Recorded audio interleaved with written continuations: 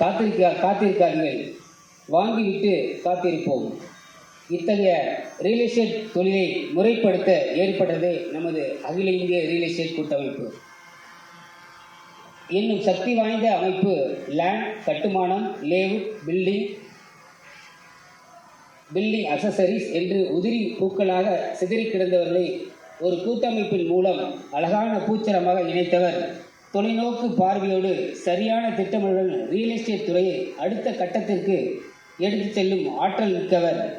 சவாலான சூழ்நிலையிலும் சங்கத்தை வழிநடத்தும் திறன் மிகுந்தவர். அரசாங்கத்திடமும் மற்ற அமைப்புகளிடமிருந்து நமது கோரிக்கைகளை மிகவும் அழுத்தமாகவும் சரியாகவும் கொண்டு சேர்க்கும் நமது குரலாக விளங்குபவர். ரியல் எஸ்டேட் துறையின் ஆற்றல்மிகு எழுச்சி நாயகன் அகில இந்திய ரியல் எஸ்டேட் கூட்டமைப்பில் நமது தேசிய தலைவர் அவர்களுக்கு மிகுந்த வாழ்த்துக்களை தெரிவித்துக் கொள்கிறேன்.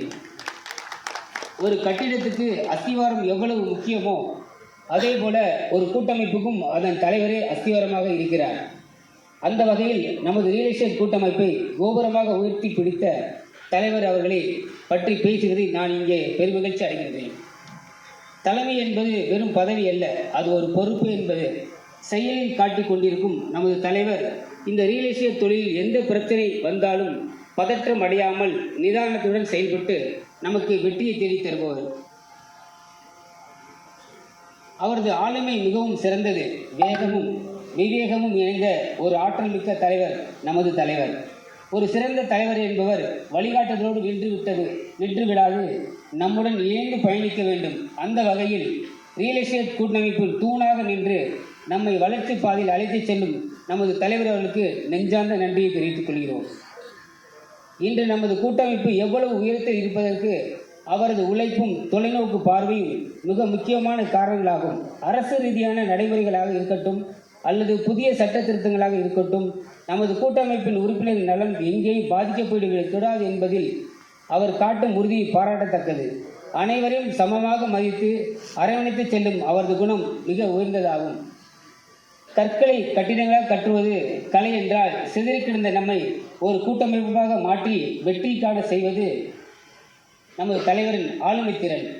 உங்கள் தலைமையில் நமது சங்கம் இன்னும் பல சாதனைகளை படைக்கும் என்று நான் உறுதியாக நம்புகின்றேன்.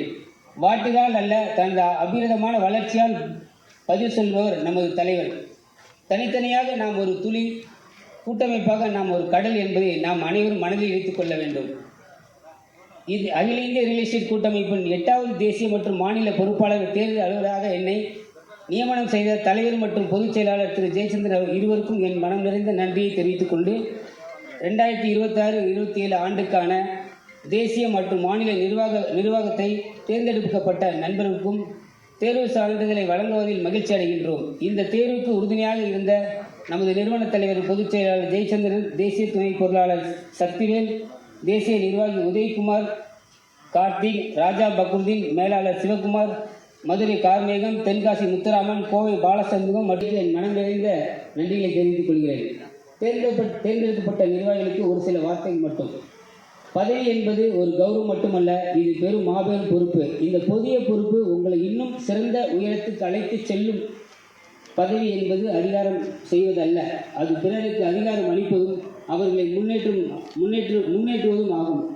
உங்கள் உழைப்பிற்கும் திறமைக்கும் அர்ப்பணிப்பிற்கும் கிடைத்த அங்கீகாரம் இந்த பதவி. உங்கள் நிர்வாகத்தின் கீழ் இந்த கூட்டமைப்பு புதிய பரிமாணங்களை மட்டும்